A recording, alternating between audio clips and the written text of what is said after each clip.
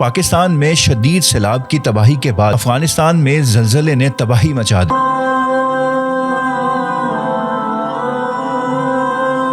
آدھی رات کو آنے والے زلزلے نے سب کچھ تباہ کر کے کھنڈر میں تبدیل کر دیا۔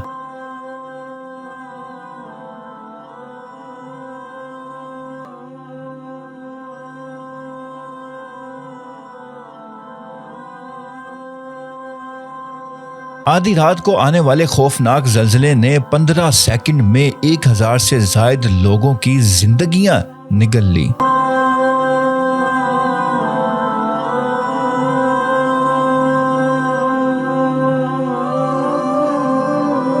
افغانستان کی صرف ایک بستی نہیں، ایک گھر نہیں، ایک علاقہ نہیں، ایک ایریا نہیں، بلکہ کئی صوبے وہ کھنڈرات میں تبدیل ہو کر رہ گئے۔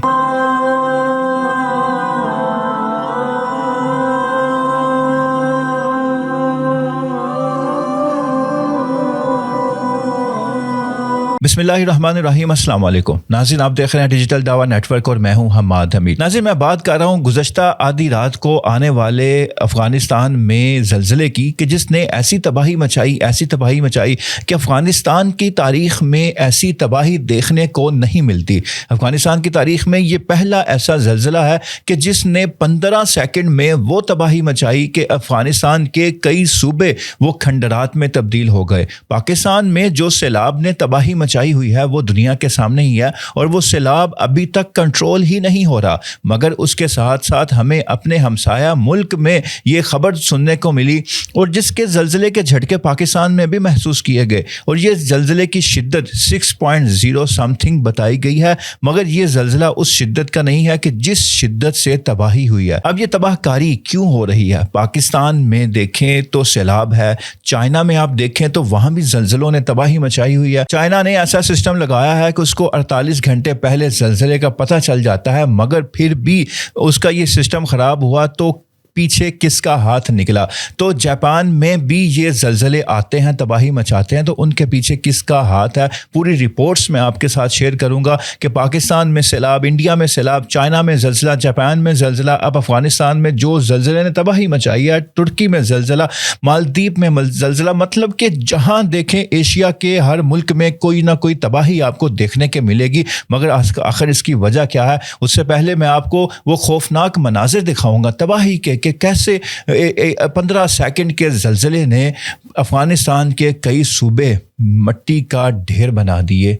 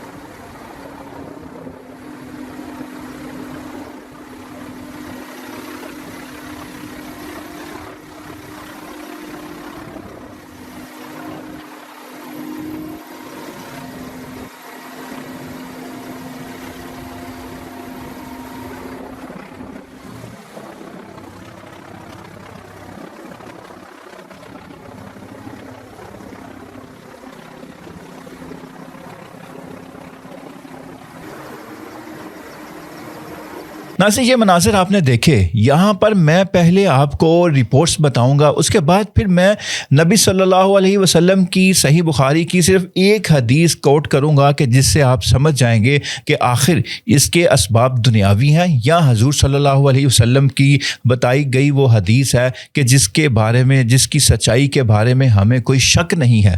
ناظرین، چائنا میں آنے والا زلزلہ پچھلے دنوں چائنا کے ایک صوبے میں الارم وہ بجا کہ زلزلہ آنے والا ہے، اور وہ جس صوبے میں زلزلہ آنے والا ہوتا ہے وہ وہاں کی آبادی کو 48 گھنٹوں میں وہ شفٹ کر کے دوسرے صوبے میں منتقل کر دیتے ہیں تاکہ تباہی سے بچا جا سکے۔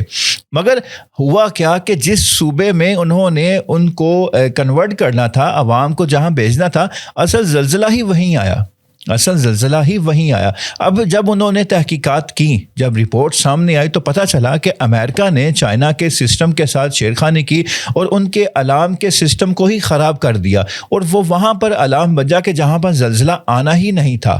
اب اس کے بعد دیکھیں کہ پاکستان میں جو سیلاب اس وقت آیا ہوا ہے اس میں ایک انڈیا کا بہت بڑا کردار ہے۔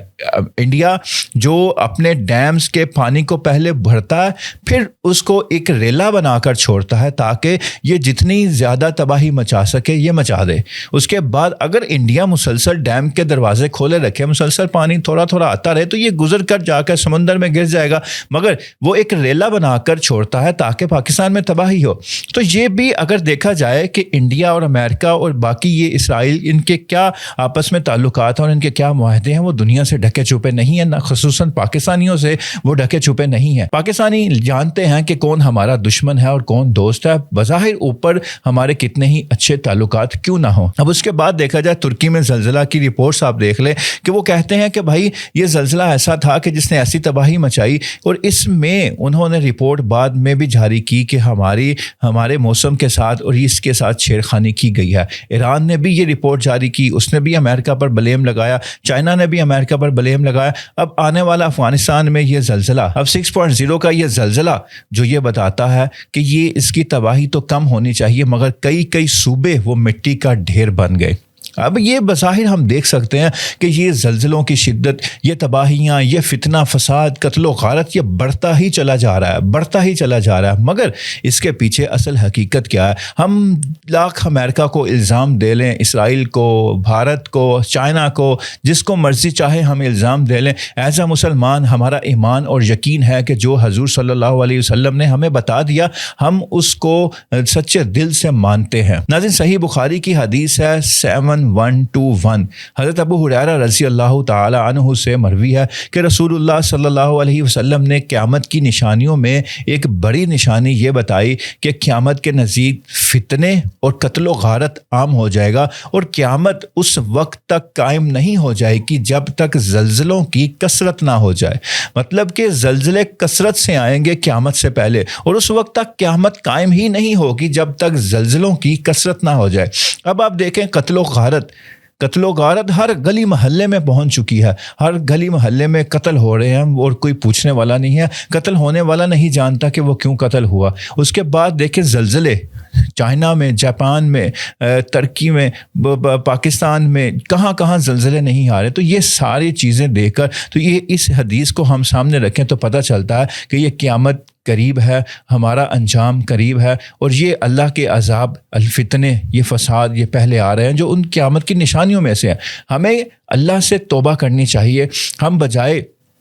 ہم بجائے رونا دھونا یہ ڈالیں کہ فلاں یہ کر گیا، فلاں یہ کر گیا، ہم یہ دیکھیں کہ ہم نے کیا کیا۔ ہمارے اعمال ایسے ہیں کہ ہمارا یہ عذاب ٹل سکے نہیں، بلکہ ہمارے اعمال ایسے ہیں کہ ایک عذاب کے بعد دوسرا عذاب ہمارے لیے تیار ہوتا ہے۔ ہمیں اللہ تعالیٰ سے عافیت مانگنی چاہیے، اللہ تعالیٰ ہمارا خاتمہ کرے تو اللہ ایمان کی حالت میں خاتمہ کرے، ہمیں موت دے تو ایمان پر موت دے، اسلام کی حالت میں اس دنیا میں لے کر جائے۔ آمین ثم آمین۔ اللہ حافظ۔